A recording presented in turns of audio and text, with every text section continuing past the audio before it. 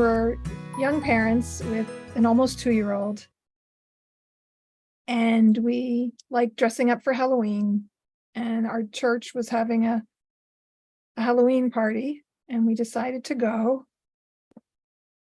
and we got ready, and we were clowns. We had these clown costumes we had created years before, and we had full white makeup on, outlining our eyes, big red lips, crazy wigs on, plaid, crazy clothes. I think I even had that red nose on too. So we get in the car.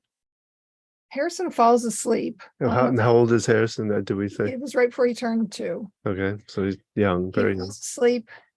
His birthday's in November, so he was not quite 2. He falls asleep in the car. We pull into the parking lot of the church. I opened the door to get him out, and he was freaked out. There's this clown pulling him out of the car. Did not recognize us. We had these masks on. We had these. Our faces painted up and everything. Painted, so it didn't really look like the real us. And I guess it took him a few minutes to kind of settle down. Well, I think once he heard our voice, and we were saying, it's Mom. He was there when we got ready. Yeah, but but there was. We always dressed up too. That was really cool. We did a lot of neat costumes. Well, remember we also, if we're getting, but it went into the restaurant.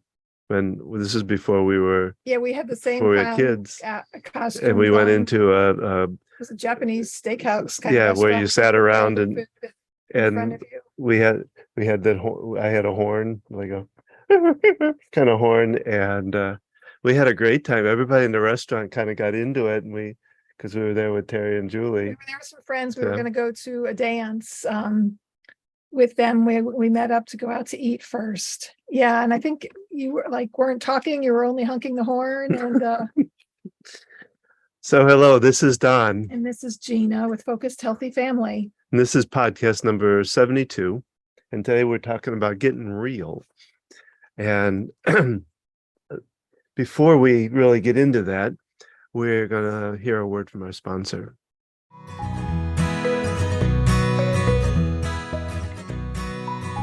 Our sponsor is Q Sciences. I've been a representative for Q Sciences for over a year. I found this company through a friend and did some research and reading about these products. And I really like what I found when I learned about them. The research and time that they've put into the quality of these products to be better absorbed into the body. Things like the vitamin D spray. Our youngest was on a capsule vitamin D, and yet vitamin D levels remained the same with follow-up checkups. And with the spray, it increased. Pretty strong. Almost double. Yeah. And I mean, we're talking her levels were maybe 20, and I want to say they went up to 47 or something around that range. And the sleep spray is another great one. It's got melatonin, 5-HTP, and I believe another herbal supplement in there. And because it's a spray, you spray it on your tongue, it gets absorbed more quickly into your body to be more effective to help you in the moment. We're using the B12 spray. We've used the vitamin C spray. They have a Q Max product, which is a multivitamin. And they also have the CBD, different, a variety of different. It's full spectrum oils. They even have a THC-free version. It comes in different flavors. There is a mushroom. Oh, yeah. Armor. It's called Q Armor. It's a powder, and I get the chai flavor. Put it in my chai tea for a double chai drink. So instead of as they say, flushing your supplements down, the toilet or the drain, you want to get something like this that's fully absorbed. It's like flushing money down the toilet too, if you're not using a supplement that absorbs well and does well for your body. So that's what Q Science is really about. It's a good, well absorbed, high nutrient product. They have multiple products. They have child specific products. They now also have some facial cream products. I've been using a night cream. to minimize the effects of sunlight and stress and aging on my skin. And they have a hemp lotion. That's also a wonderful product that we've tried. So check us out, learn more. You can find the link at our website, www.focusedhealthyfamily.com. You can also go to focusedhealthyfamily.com/Q Sciences, the letter Q and Sciences. with an S at the end. With the S at the end, yes.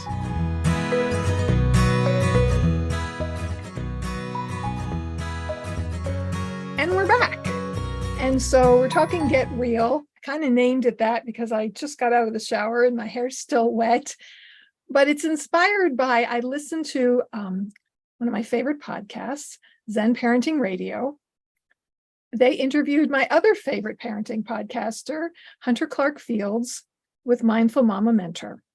So their podcast, this was number 721. It's an everyday conversation with Hunter Clarke Fields. And so they have known each other a while and they're along similar paths of parenting journeys. Parenting coaching. Yeah, and they talked about being real with your kids and allowing them to see who you really are. And that's something that I guess came naturally to me. There are a lot of parents out there who kind of put their stuff on hold and they immerse themselves into their kids' world. They talked about listening to only their kids' music and kind of separating their own personal life, and their kids grow up not really knowing the person behind this parent that they see every day. Well, they lose their own identity in a way. I've had, working with parents, I've had a lot of parents that have come out of that and not really know who they are because they've, really given themselves up to their kids and their kids' ways and stuff, it's kind of an identity crisis at a point. Yeah. And that kind of takes it down a whole different path that they didn't really touch on in this podcast, yet it speaks to that, it speaks to that, and talking about connecting with our kids and being authentic with them and for them to see who we really are and being a part of their life and yet not hiding ourselves. No, I just did. I'm mouthing to you, and then you're trying not to do. Yeah, I know. Catch our ums and ahs and different stuttering words that we use. Yeah. What I was going to say was the fact that what I always admired, especially in you, was the fact that you didn't really talk down to the kids. I mean, we would get on their level at times when we talk with them, but that's different than talking down to them. Mm-hmm. You patronize, I guess that would be kind of patronizing in a way. A fun little story. When Harrison was 3 or 4, we went to the farmer's market. There's a local farmer's market that I loved. And we're talking to a woman and she's got some zucchini. And she held one up looking at, our kids tended to be petite when they were, so they looked younger than they actually were. But he was probably 3 or 4 because Abby wasn't there. And she held up the zucchini. She said, "Do you know what color this is?" He just kind of had this look on his face. Well, what do you think? I'm stupid? Lady, he can practically spell zucchini. And I didn't say that. And we just kind of laughed. And he was just kind of like, "Green, lady, you don't know what color the zucchini is?" And it speaks to that idea that, we see a little kid and we, "Oh, aren't you cute?" Our youngest always struggled when people talked to her, and being the youngest, just kind of always in that role of the baby, talking to her. And she's always had the sophisticated language. And to me, it speaks to the idea of respect, that they are people. Hunter Clarke Fields has a book called Raising Good Humans, and they are humans. And they talk about these principles of communication and how it applies to communicating with anybody. Yeah. And it really, they were talking about how someone says that they communicate in a certain way with coworkers or peers or friends, but they're different when they're a parent. And they were questioning that. Why are you a different person when you're a parent than when you're, with your child, with your peers? Why does that look differently? Well, because, we work with the book how to talk so kids will listen and listen so kids will talk. I use that with adults, with my transaction, not a good word, interactions with my adult peers and things like that.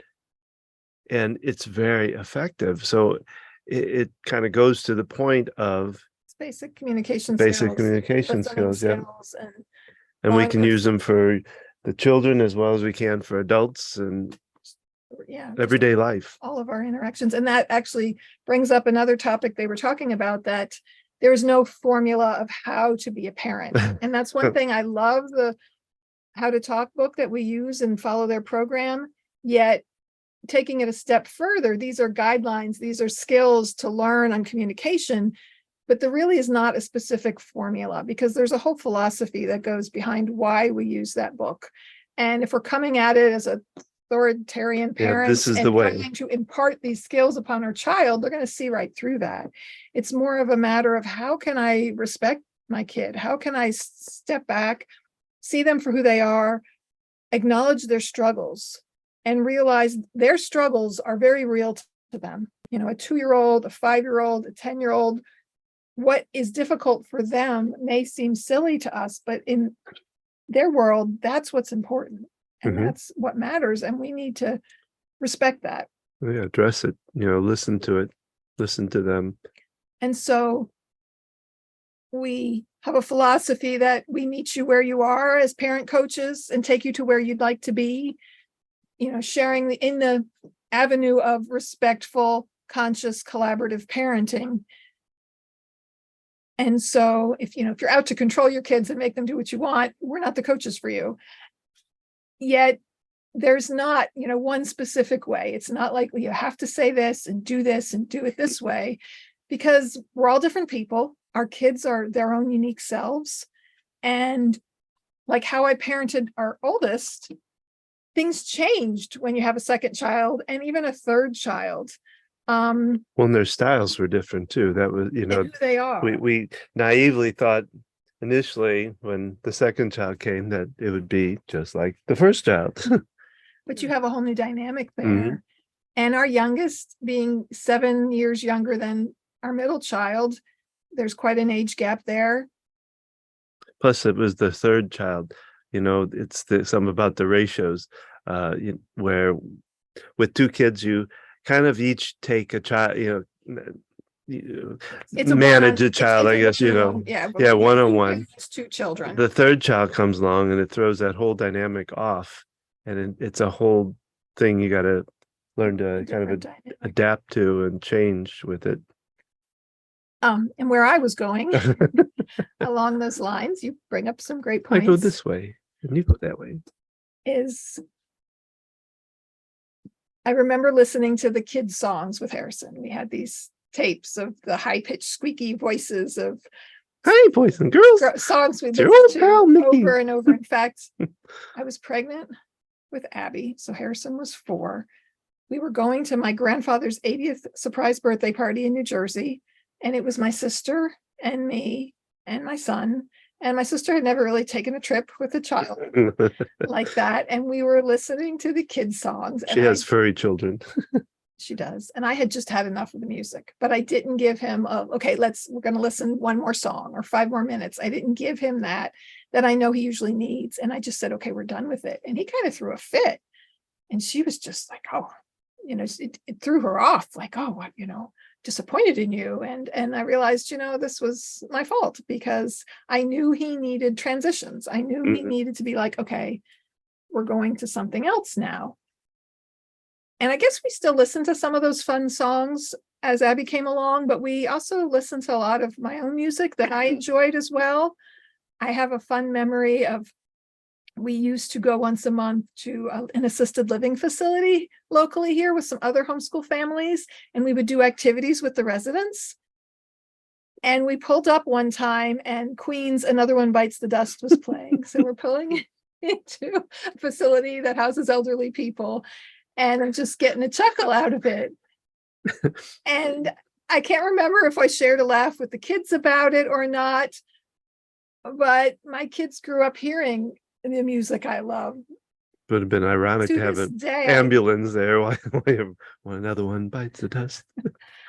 And I have this whole playlist of songs that I tell my kids I'd like to play at my funeral, and that's one of them. And they're just Wow. a bit overwhelmed by Remember, that. man, that you are dust, and dust you shall return. No. Another one bites the dust. There we go. Make a good mashup. That's an idea. That's an idea. I'll have to. So it speaks to the point of they saw me as a human being. They saw the things that I like to do and the music I like to listen to. And our oldest, I was going to say, he listens to 60s, 70s, 80s songs as much as I do. So he must have gotten some influence from both of us, because I'm a 70s and you're 80s and 70s. I think you like both. Yeah, You're very flexible. Musically flexible. My playlists encompass really back to the 50s all the way to present day. Well, yeah, I like the 40s myself. So being real with our kids, and there's a line of we are the parent, we're responsible for them. And the other thing that they delve into great detail, and there's we're doing kind of a shorter podcast today, not as much time to get into this, but sharing yourself with your child versus dumping on them. And when you're feeling overwhelmed by circumstances, to not be unloading on them and expecting them to be your support system. Okay.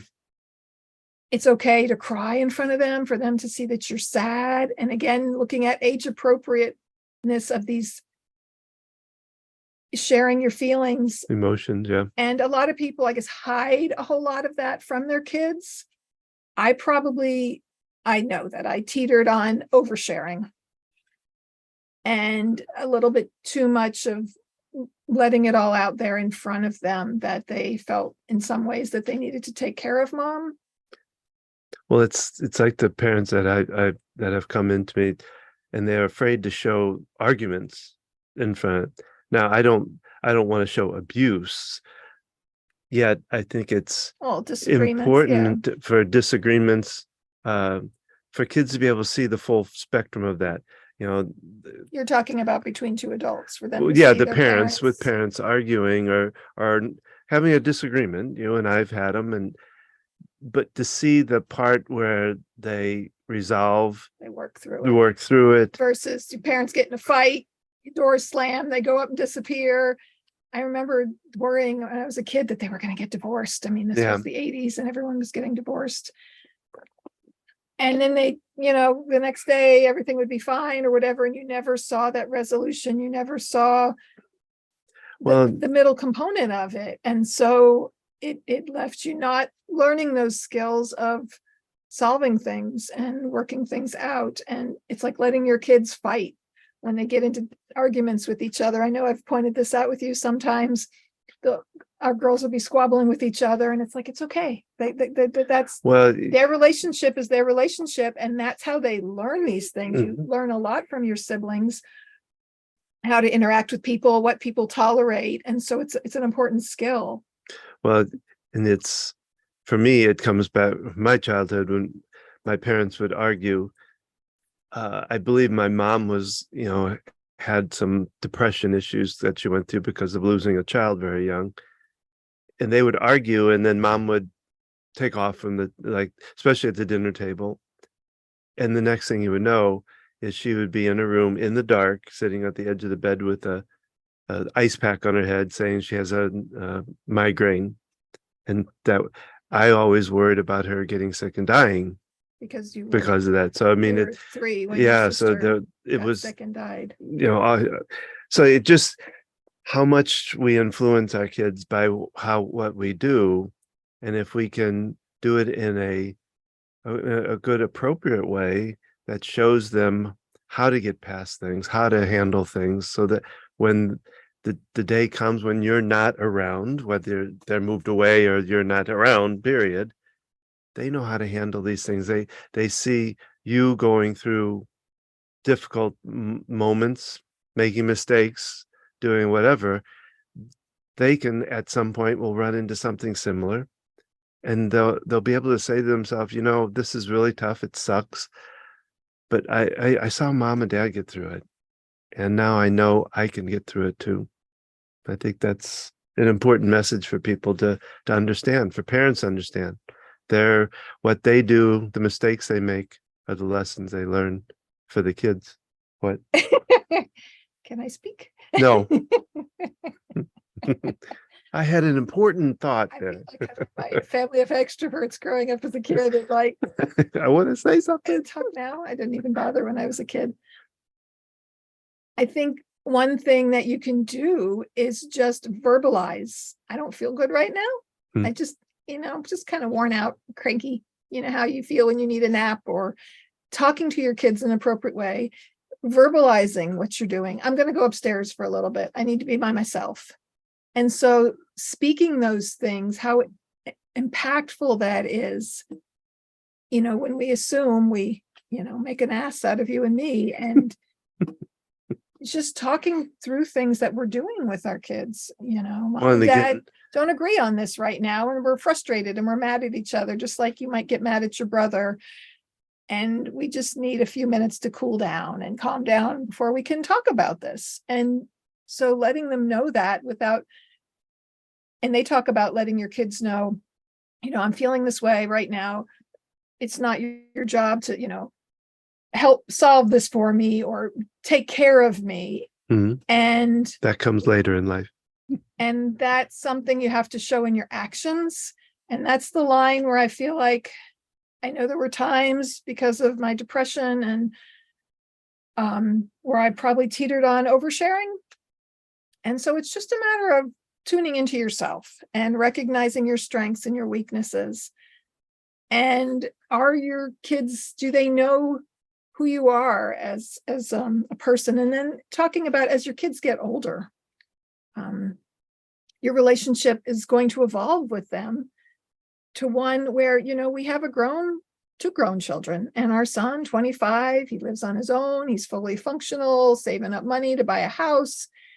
And when you've had to go in the hospital, or, someone has had emergency needs, he's come to our help, and he's in a place where he can do that. He has a job position where he can step away, and I guess he's doing it because we did that for him, and just him being supportive and being there for us. And so I lean on him in a different way, but I still in my mind realize he's a young adult, and